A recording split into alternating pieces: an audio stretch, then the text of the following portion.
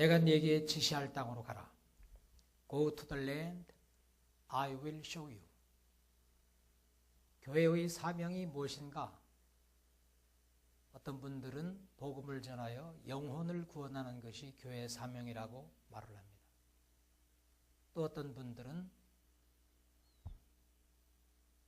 이 세상에 살아가는 동안에 사회적 사명을 감당하는 것이 교회의 사명이라고 말합니다. 일반적으로 복음주의 교회에서는 교회의 사명이 복음을 전하여 영혼을 구원하는 그런 입장을 견지해 왔습니다. 그런데 자유주의 진영에서는 사랑하신 하나님이 어떻게 자기가 지은 사람들을 지옥에 보내겠느냐. 기왕의 사람들은 다 구원을 받을 것이니 이 세상에 사는 동안에 사람들이 인간답게 살 수 있도록 사랑하며 정의롭게, 바르게, 의롭게 사랑하며 살도록 이 사회적 사명을 감당하는 것이다. 그렇게 말을 합니다. 그러나 교회의 사명은 이것이냐 저것이냐가 아니라 복음을 전하여 사람들을 하나님과 화목하게 하고 하나님을 경배하며 하나님을 사랑하며 서로 사랑하며 이렇게 세상에서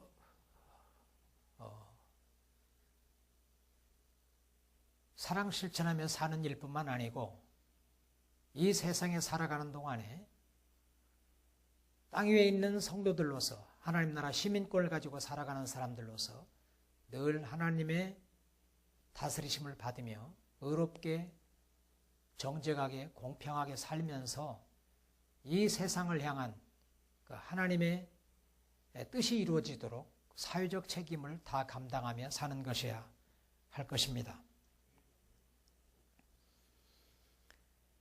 창세기의 처음 11장은 성경 전체의 서론이라고 할 수 있습니다.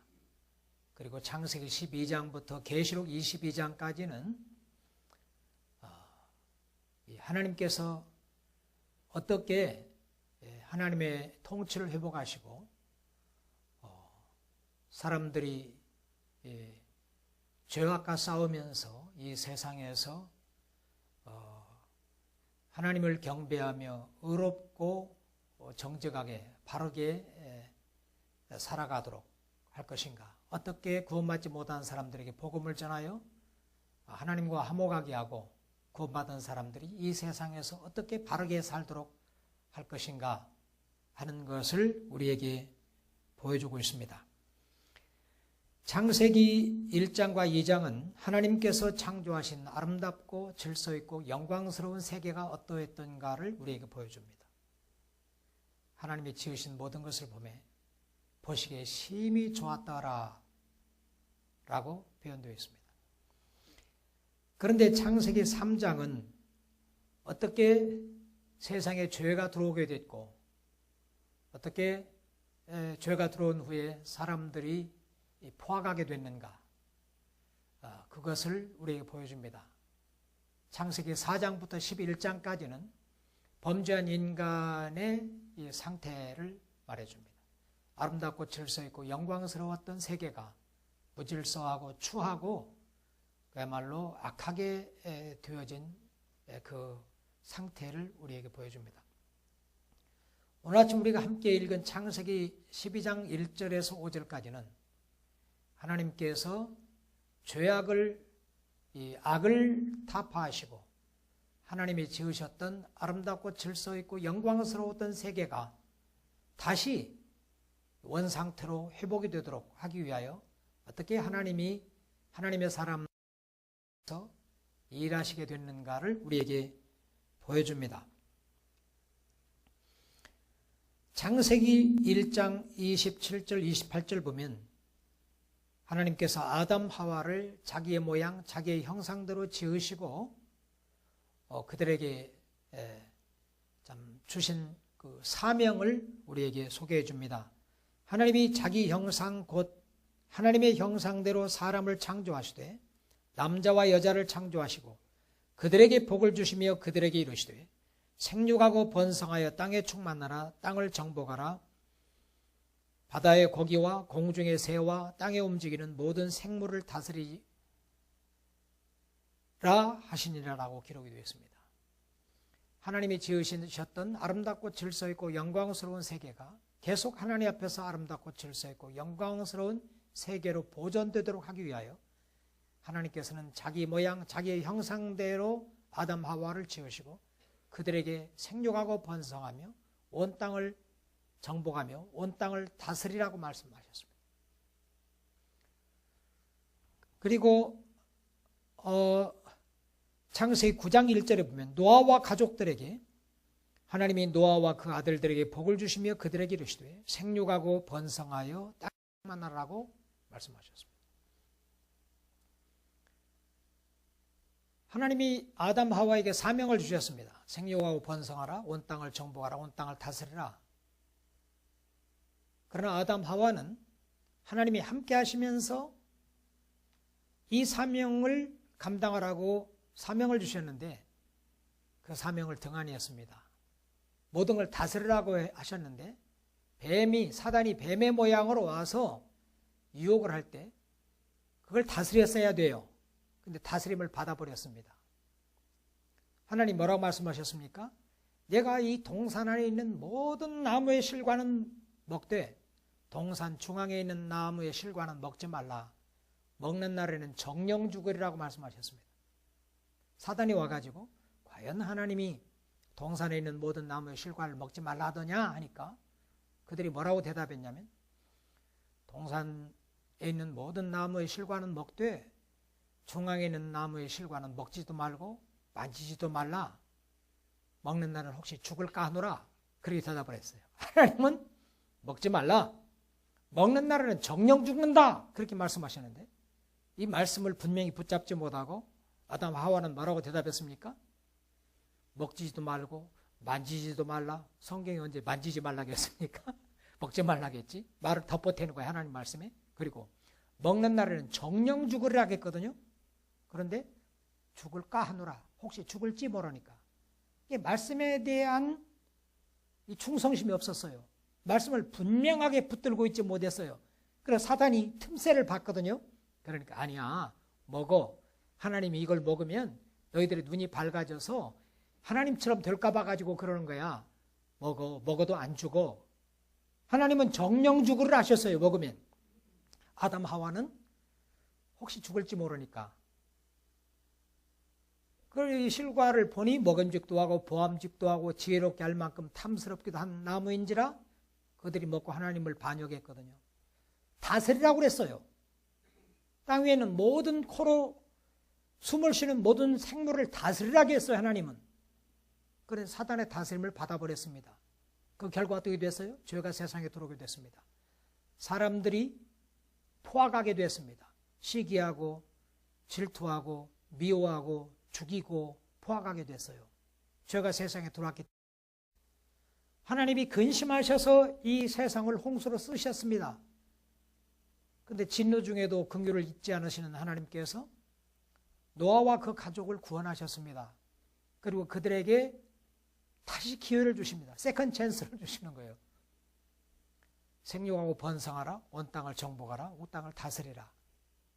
노아와 자손들이 그 하나님의 명령을 따라 잘 순종하다가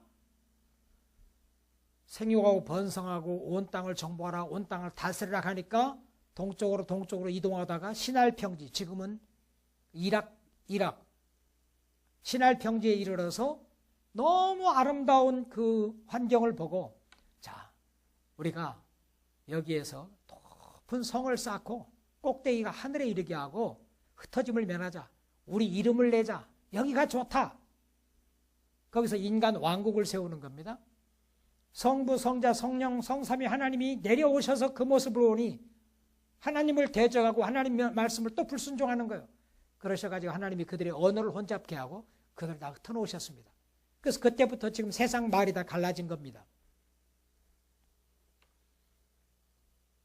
하나님은 우리에게 하나님이 지으신 이 세계가 아름답고 질서 있고 영광스럽게 보존되기를 원하십니다. 생육하고 번성하고 온 땅을 정복하라, 온 땅을 다스리라는 이 명령은 지금도 유효합니다. 하나님이 이거 이제 안 해도 된다 그렇게 말씀한 게 아니에요. 그런데 사람들이 범죄함으로 하나님과 단절이 됐잖아요. 그러니까 이제는 이 세상을 다스릴 수 있는 힘이 우리에게 없어져 버린 거예요.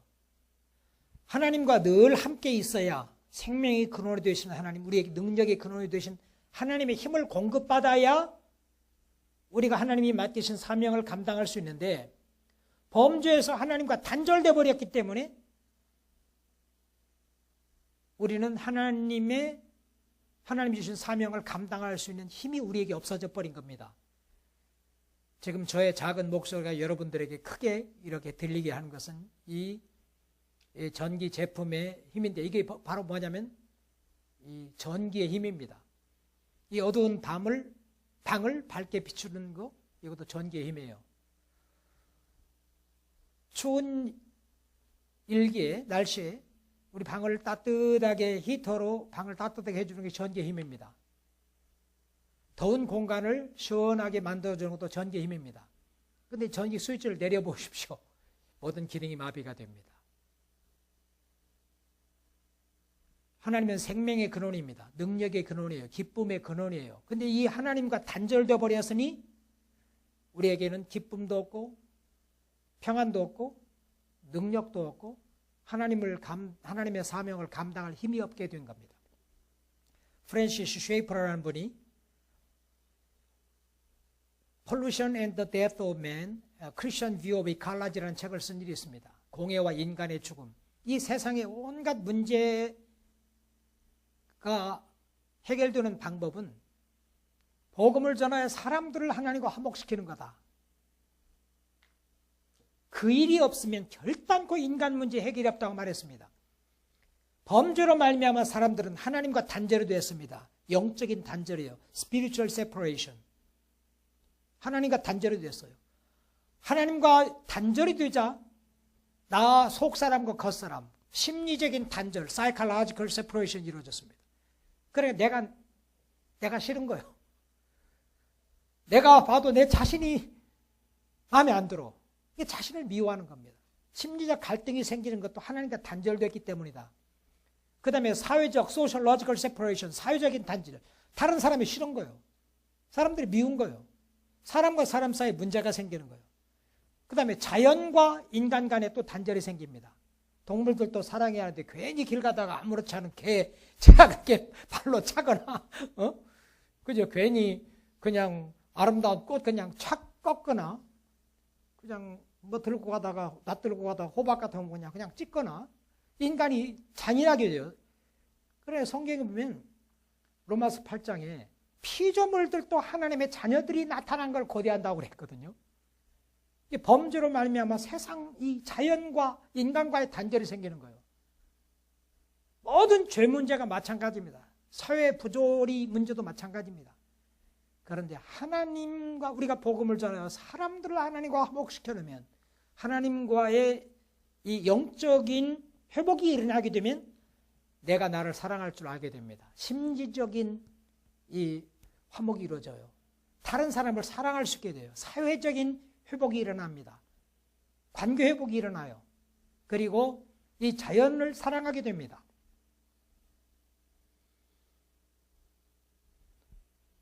이 아기는 육축의 생명을 돌아보지 않는다 그랬거든. 그러나 정말 하나님을 사랑하는 사람들은 하나님이 지으신 이 동식물들도 사랑하게 돼요. 모든 인간의 문제는 하나님과 단절된 것이 문제입니다. 하나님과 교제의 회복이 매우 중요합니다. 이 소중한 교회는 어떤 교회보다도 사람들을 하나님과 화목시키기 위하여 복음 전도에 올인하는 교회입니다. 생육하고 번성하라, 온 땅을 정복하라, 온 땅을 다스리라는 이 명령은 지금도 유효합니다. 범죄했다고 해서 하나님이 이거 이제 안 해도 된다 그런 게 아니에요. 그러나 사람들이 하나님과 단절돼 버렸기 때문에 바로 이 사명을 감당할 수 있는 능력이 없어져 버렸어요. 그러니까 사람들을 하나님과 화목시키는 것이 최우선이 됐습니다. 그래서 우리에게 전도적 사명을 주셨습니다. 전문적인 이 선교학적 용어로는 first mandate, second mandate. first mandate는 생육하고 번성하고 온 땅을 정복하고 다스리라는 겁니다. 두 번째 주어진 mandate 사명은 모든 족속으로 가서 제자를 삼으라. 온 이 복음을 전파라. 오직 성령이 너희에게 임하시면 너희가 권능을 받고 예루살렘과 온 유대와 사마리아와 땅끝까지 이르러 내 증인이 되리라. 이것이 두 번째 주어진 명령입니다. 첫 번째 명령 더 중요하고 둘째 명령 덜 중요하다고 첫째 둘째가 아니고 순서적으로 말할 때. 그리고 첫 번째 명령을 뭐라고 말하냐면 cultural mandate, 문화적 사명이라고 말합니다. 두 번째 mandate, 두 번째 사명을 뭐라고 말하냐면 evangelistic mandate, 복음 전도적 사명이라고 말합니다. 제가 화두에 말씀드렸습니다. 교회의 사명은 이거냐 저거냐가 아니고 이 둘 다를 포함하는 거다. 복음을 전하여 사람들을 하나님과 화목시키는 일, 이것이 필수적인 교회 사명입니다. 그러나 사람들에게 복음을 전하여 하나님과 화목하게 만들어 놨으면 우리 사명이 끝난 것은 아니라 이겁니다. 우리가 자녀를 낳은 것으로 만족합니까? 우리 자녀들이 올바른 사람들이 되도록 끊임없이 그들을 교훈하고 훈련하고 공부를 시키고 건강을 돌보고 끊임없이 그들이 바른 사람 되도록 노력을 하잖아요. 하나님은 우리가 예수 믿고 하나님께 돌아왔는데 전혀 정직하지도 않고 의롭지도 않고 바르게 살지 않고 세상 사람들처럼 그냥 그렇게 살아가길 원하지 않아요. 우리가 지혜와 키가 자라가며 하나님과 사람 앞에 사랑스러워갔던 주님처럼 영적으로 신체적으로 지적으로 사회적으로 우리가 온전한 사람을 이루기를 원하십니다. 이 세상에서 땅 위에 사는 하나님의 나라 시민들로서 하나님 앞에서 하나님을 경배하며 하나님께 순종하며 하나님을 사랑하며 이웃을 사랑하며 사랑 실천하는 삶을 살기를 원하십니다. 그런데 오늘날 교회들이 어떤 교회들은 복음은 열심히 전하는데 그리스도인의 사회적 사명을 감당하지 않는 교회들이 있어요. 어떤 교회들은 사회적 사명은 감당하라고 강조하는데 복음 전도를 하지 않아요. 오늘날 선교지에 있는 선교사들도 마찬가지입니다. 어떤 사람이 열심히 전도를 하는데 전혀 사회적 책임을 감당하지 않는 사람들이 있고 어떤 사람은 다른 일은 많이 하는데 전도를 안 해요. 이게 문제입니다.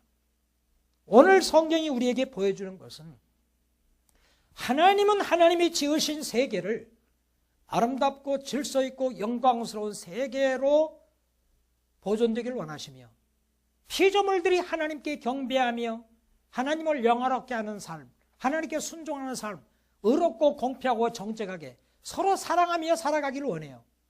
그러나 우리가 살고 있는 세상은 실제 어떻게 되고 있느냐? 교회는 많아지는데 사람들이 이 세상에 살아가는 동안에 교회 안에서 예배를 하지만 사회에 나가서 사회적 사명을 감당하는 일이 힘들어요. 너희는 세상의 빛이라, 세상의 소금이라. 이같이 너희 빛을 사람에게 비추게 하여 너희의 착한 행실을 보고 하늘에 계신 너희 아버지께 영광을 돌리게 하라 하셨는데 교회에서 빛이요, 교회에서 소금이요, 교회에서는 누룩이요, 교회에서는 천사 같은데 예배당 밖에 나가면 전혀 믿지 않는 사람처럼 거짓말하고 싶을 때 거짓말하고 탈세할 때 탈세 다 하고 뇌물 줄 것 다 주고 받을 것 다 받고 정직하고 공평하고 의롭게 서로 사랑하며 사랑 실천하며 살지 아니하고 전혀 신자답지 않은 삶을 사는 사람들이 얼마나 많냐 이겁니다. 백문이 불여일견이다. 100번 듣는 것보다 한 번 보는 것이 더 낫다는 그런 말이 있는데 사람들에게 복음은 입으로는 100번 전하는데 행동으로 자기가 전한 복음을 아주 희석시켜버리거나 그 복음 전도에 이 아주 방해거리가 되는 사람들이 얼마나 많은지 모른단 말이에요.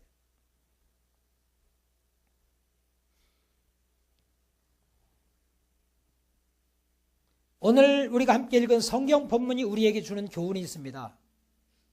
첫째, 하나님께서는 자신의 통치 회복을 위하여 사명자를 부르고 계신다는 겁니다. 아브라함에게 너는 본토 친척 아비 집을 떠나 내가 네게 지시할 땅으로 가라겠습니다.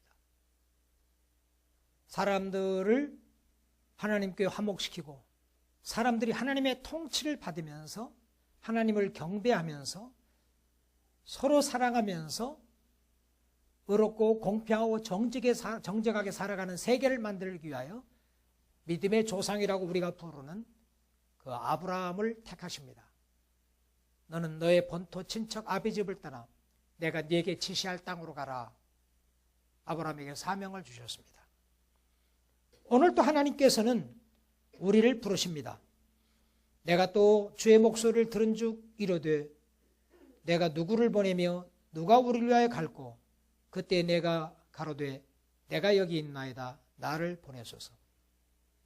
예수님께서도 온 성과 촌에 두루다니며 천국 복음을 전파하시며 저희 회당에서 가르치시며 모든 병과 약한 것들을 고치셨습니다. 그리고 제자들에게 말씀하시기를 추수할 것은 많되 일꾼은 적으니 그러므로 추수하는 주일에게 청하여 추수할 일꾼들을 보내주소서 하라고 사명자들을 보내주시도록 기도하라고 말씀하셨습니다. 하나님은 오늘 또 아브라함을 부르신 것처럼 우리를 부르십니다. 내가 네게 지시할 땅으로 가. 우리가 가야 할 땅이 어딘지는 모르겠어요. 그것이 우리의 직장일 수도 있고 우리의 사업체일 수도 있고 선교지일 수도 있고 이 국내일 수도 있습니다. 하나님 우리 모두를 독특하게 지으셨고 우리 모두에게 사명을 주셨습니다. 다른 사람이 할 수 없는 일, 우리만 할 수 있는 일이 있습니다. 또 다른 사람이 아니라 내가 해야 할 일들이 있습니다. 이 세상에 사는 동안에 하나님은 우리에게 사명을 주셨습니다. 두 번째로는 하나님께서 사명자들에게 약속을 주셨다는 겁니다. 그 약속이 뭡니까? 여기 2절 3절에 나타납니다. 내가 너로 큰 민족을 이루고 네게 복을 주어 네 이름을 창대하게 하리니 너는 복의 근원이 될지라. 너를 축복하는 자에게는 내가 축복하고 너를 저주하는 자에게는 내가 저주하리니 땅의 모든 민족이 너를 인하여 복을 얻을 것이니라 하시니라 그랬습니다. 여기서 6가지의 6종 축복이라고 말합니다. Sixfold blessings라고 하는데 6종 축복을 사명자들에게 약속하십니다. 적어도 여러분과 제가 사명자의 삶을 살 때 하나님은 이런 축복을 약속하셨습니다. 첫째, 내가 너로 큰 민족을 이루고 I will make you into a great nation. 내가 너로 큰 민족을 이루겠다. 사명자의 삶을 산 아브라함에게 이 약속이 실현되게 하셨습니다. 지금 육신적으로 유대인들이 바로 이 아브라함의 자손들입니다. 지금 세계에서 인구수는 그렇게 많지 않지만 세계에서 가장 영향력이 큰 단일 민족을 꼽으라고 하면 바로 유대인들입니다. 미국의 정치, 경제, 사회, 문화, 예술, 법률 모든 영역에 유대인이 끼치는 영향은 엄청납니다.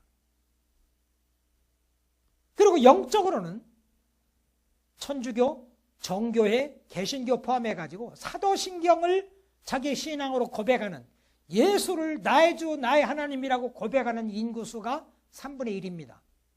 세계 인구의 3분의 1이 바로 이 아브라함의 영적인 자손들입니다. 내가 너로 큰 민족을 이루겠다. I will make you into a great nation. 이 약속이 실현된 겁니다. 사명자의 삶을 살 때 하나님께서 이런 축복을 우리에게 허락해 주신다는 겁니다. 두 번째는 네게 복을 주어 I will bless you. 하나님이 복을 주신다는 겁니다. 그 다음에 네 이름을 창대하게 하리니 I will make your name great. 사람들이 다 유명하게 되기를 원하잖아요. 사명자의 삶을 살 때 그 이름을 위대하게 만들어준다는 겁니다. 여러분 구약 바벨론 제국의 왕들 이름 다 기억합니까? 영국의 왕들 이름 다 기억하세요? 미국 왕들 이름 다 기억하세요? 그러나 아브라함 모르는 사람이 별로 없고 믿는 사람 중에 사라 모르는 분이 별로 없고 에스더 모르는 사람이 별로 없고 다니엘 모르는 사람이 별로 없고 베드로, 안드레, 야고보, 요한, 바울 모르는 사람이 거의 없어요. 그들은 유명한 사람들이 됐어요. 사람들이 자식을 낳으면 다 그렇게 뭐 잔, 피터, 뭐 폴, 티모티, 뭐 사명자의 이름을 따라 이름 짓기를 원하잖아요. 뭐 아나니아와 삽비라라는 이름 짓는 사람 봤어요? 가룟 유다라는 이름 짓는 사람 봤어요? 똑똑해도. 뭐 빌 클린턴이라고 이름 짓는 사람 봤어요? 뭐 하나님께서 사명자의 삶을 살면 그 이름을 위대하게 만들어준다 그랬어요. 그 다음에 누가 너를 축복하면 내가 그를 축복하고 누가 너를 저주하면 내가 그를 저주하리라. 보호를 약속했습니다.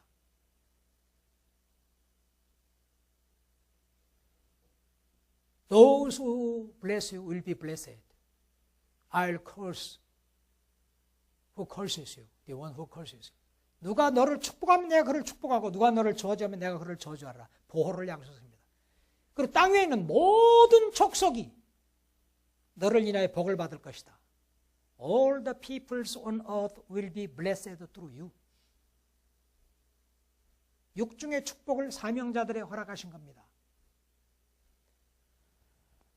우리가 사명자의 삶을 살 때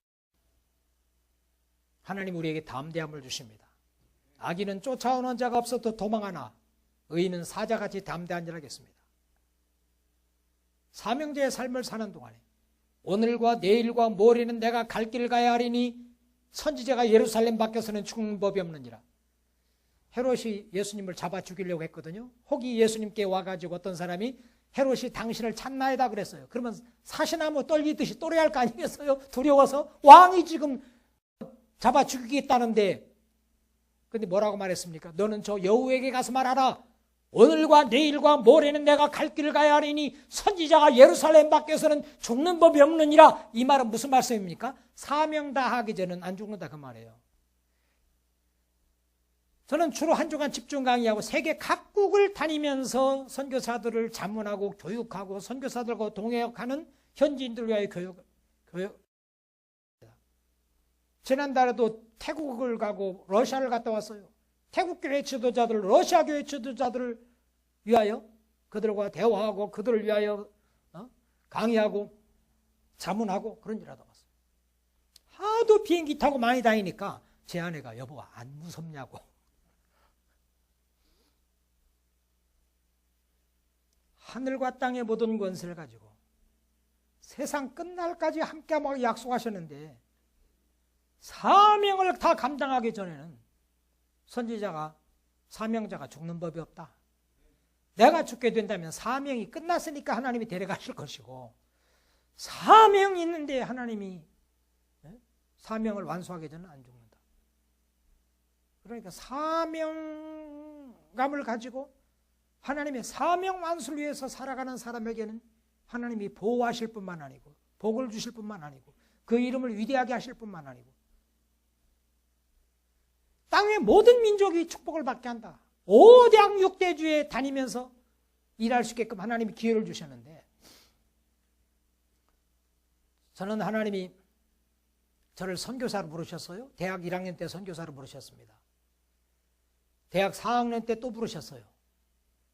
신학 다닐 때 신학 3학년 때 MD부 3학년 때 또 사명을 부르셨어요. 베트남에 선교사로 가기를 원했습니다.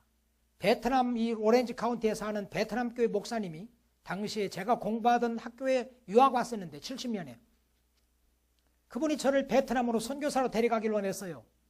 그래서 제 아내를 중매시켰어요. 제 중신의 비가 베트남 사람입니다. 필라델피아 영생교회 이용걸 목사님은 의사에게 중매하고 서대문에 있는 소망교회 정근모 목사님은 간호사에게 중매하고 저는 약사에게 중매해가지고 이 목사 3사람을 데려가서 신학교도 하고 교회 개척도 하는 일을 시키고 이 아내들은 의료팀을 이루어서 가게 하려고 중매를 3사람을 했는데 나만 성공을 한 거예요. 베트남으로 선교사를 가려고 했는데 1974년 베트남이 공산화됐습니다. 베트남 갈 수 없게 됐어요. 그래서 제가 군종 장교로 군에 입대했습니다. 얼마나 군대에서 이 군목으로 일하는 게 얼마나 재미가 있던지 첫 해 사령관상 받고 2번째 사령관상 받았어요. 서울 집에서 20분 거리에 유관 장교가 출퇴근을 했습니다. 일이 번창했어요. 그래서 장기 복무를 계획했습니다. 20년 동안 커미트먼트하는 장기 복무를 이제 원서를 내려고 하는데 간첩 작전하는 장병들 따라다니다가 제 몸이 감기, 몸살이 겹쳐가지고 급성 사구체 신장염이라는 급성 신장병을 얻게 되었습니다. 수도통합병원에 3개월을 입원했어요. 비싼 병으로 죽어가는 장병들을 보면서 하나님, 내가 무엇 때문에 그렇게 열심히 일했는데, 내가 지은 모든 죄 다 고백했는데 무엇 때문에 내가 병원에 와 있어야 합니까? 혹시 옆에서 이렇게 죽어가는 장병들 복음 전하도록 하기 위함인가 해서 부지런히 복음 전했어요. 나를 진찰하러 오는 군의관들에게 복음 전하고 간호장교들에게 복음을 전하고 병실에 옆에 있는 사람들이 복음을 전했어요. 몇 사람들이 죽게 돌아왔어요. 고통 가운데는 시편 읽으라는 어떤 목사님의 말씀이 생각나서 시편 1편 1절부터 읽어나가는데 시편 118편 6절에 이르러서 내가 고통 가운데 여호와께 부르짖었더니 내게 응답하셨고 나를 광활한 곳에 세우셨도다는 말씀을 접하게 됐습니다. 내가 고통 가운데 여호와께 부르짖었더니 여호와께서 응답하셨고 하나님이 내 질병을 치료하실 것이라는 확신이 생겼어요. 그런데 나를 광활한 곳에 세우셨도다, 넓은 길에 세우셨도다, 그 말씀이 무슨 말씀인가 묵상하는데 3번 선교사가 되기로 작정한 것이 생각이 나더라고요. 주마등처럼 과거에 있었던 일이 지나가는데 내가 선교사로 3번 선교사 되기로 헌신해놓고 베트남이 문이 닫혔다고 해가지고 20년을 약속을 해야 할 장기복무 원서를 내려는 게 이게 합당한가? 제대를 결심했습니다. 제대를 결심하는데 어느 나라 선교사로 갈 줄도 모르지, 아직 질병이 낫지도 않았지. 그 마음에 또 하나 이 생각이 들어오는 거예요. 너 지금 제대하면 어느 나라로 가야 할 줄 알아? 어느 나라로 가야 할 줄 알아? 선교지가 생기면 제대해도 되잖아. 또 하나는 너 지금 병이 아직도 하나도 안 나와서 3개월 입원하고 있었지만 여기에 있으면 정부에서 모든 병원비 다 대주고 가만히 들어누워서 치료만 받고 있으면 봉급 다 나와. 16개월분. 이 바보야. 어느 나라로 선교사를 가야 할 줄도 모르는데 지금 제대해버리면 봉급도 못 받지. 제대하면 또 병원에 가 입원해야 하는데 병원비 누가 낼래? 그리고 말이야, 너 여기서 죽으면 나라를 위하여 일하다 죽었으니까 동작도 국립묘지에 묻혀. 육군 대위 박기호의 묘, 수도통합병원에서 병사. 그러면 현충일이고 이럴 때 네 아내와 아이, 딸이, 그때 딸 하나 있었는데, 그래도 영웅들의 묘, 국립명호지에 가지만 너 나가서 죽으면 전라북도 부안군, 부안읍 아무도 벌초도 안 해주는 그 박씨 선산에 묻힐 텐데 생각해봐. 그러니까 마음이 약해지잖아요. 그런데 오늘 이 아브라함을 부르실 때 말씀하셨던 말씀을 옛날에 외우던 말씀이 생각나요. 너는 너의 본토 친척 아비 집을 떠나 내가 네게 지시할 땅으로 가라. 옛날에 외울 때는 난 네게 지시한 땅으로 가라 그런 줄 알았거든.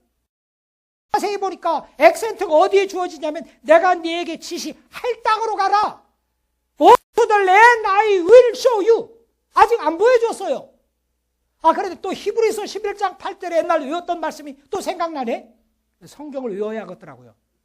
성령이 그때 이 말씀으로 역사하시는데 아브라함은 부르심을 받았을 때 갈 바를 알지 못하고 믿음으로 떠났으며 그랬더라고. 내가 선교지 어디로 가야 할 줄 모르는데 아브라함이 부르심을 받았을 때 갈 바를 알지 못하고 믿음으로 떠났으며 내가 믿음으로 떠나야겠구나 하고 믿음으로 떠났습니다. 몸이 안 좋아진 상태에 떠났어요. 제대를 결심했습니다. 제대했습니다. 그랬더니 선교학 신학 석사과정 공부할 수 있게끔 플로와 아세안 합신학대학원이 공동으로 주는 선교학 신학 석사과정 학생 모집을 하네. 처음으로 선교학 공부를 하는데 하나님이 공부하게 하시는구나. 필리핀에 가 있던 동기동창, 그분도 필리핀에 베트남에 선교사를 가려고 했는데 저처럼 못 갔던 사람인데 와서 우리를 도우라 하면서 필리핀 오라는 거예요. 후원자들이 생겨요. 필리핀으로 갔습니다. 필리핀에 가서 일하는 동안 하나님이 저의 신장을 100% 치료해 주셨습니다. 거기에 갔기 때문에 안식년 동안 플로에서 PhD 공부를 할 수 있게 해주셨어요. 지금 플러신학교 선교대학원에 와서 교수 사역을 15년째, 16년째 지금 하고 있어요. 세계 각국을 다니면서 플러신학교 교수라고 하니까 어딜 가거나 사역의 길이 열립니다. 태국 교회 지도자들이, 러시아 교회 최고 지도자들이 5개의 노회장들이 와서 제 강의를 들었어요. 지난주에. 그들이 와가지고 우리를 도와달라고 그래요. 목사들을 훈련해달라고 그래요. 선교사들을 훈련해달라고 그래요. 세계 각국을 다니며 일할 수 있게 하셨습니다. 제 이름이 유명해졌습니다. 한국에 선교하는 사람들 제 이름 모르는 사람 거의 없어요. 제 책임하에 지금 800명의 학생이 있습니다. 석사과정 학생 200명, 박사과정 학생 600여 명. 제가 사인하면 그 사람들이 박사가 됩니다. 다른 사람 읽어볼 필요 없이 내가 읽어보고 사인하면 박사가 돼요. 하나님께서 엄청난 축복을 주셨습니다.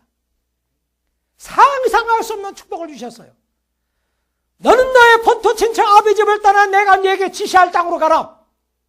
하나님은 우리에게 사명을 주실 때 반드시 축복을 약속하십니다. 그런데 아브라함이 어떻게 했습니까? 오늘 성경 본문이 주는 교훈이 또 뭡니까?